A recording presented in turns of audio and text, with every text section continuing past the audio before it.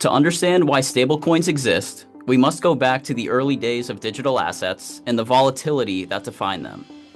In Bitcoin's first decade, price swings weren't measured in percentages, they were measured in multiples. It wasn't unusual for prices to rally significantly in a matter of days, then retrace just as quickly. That volatility attracted traders, but it made digital assets difficult to use for payments, savings, or everyday commerce.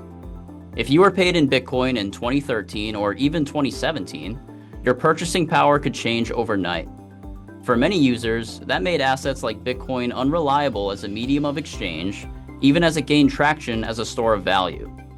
The ecosystem needed something stable, something that could preserve value without leaving the blockchain. That demand helped give rise to stablecoins. Early fiat-backed stablecoins offered a straightforward solution: tokenize the US dollar. One token could represent $1, backed by cash or cash equivalents and redeemable on demand. The goal wasn't innovation for its own sake. It was risk management. This marked a key turning point. Stablecoins allow users to stay on-chain while stepping out of volatility, creating a bridge asset for trading, liquidity, payments, and remittances.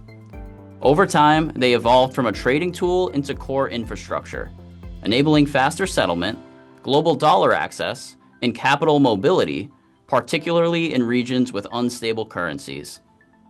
Importantly, stablecoins didn't replace digital assets like Bitcoin or Ether. Instead, they complemented them.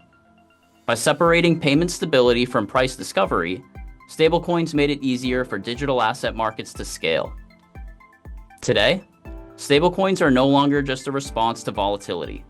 They have become a foundational layer of the digital financial system. But their origin story remains critical. Stablecoins were born not from ideology, but from necessity.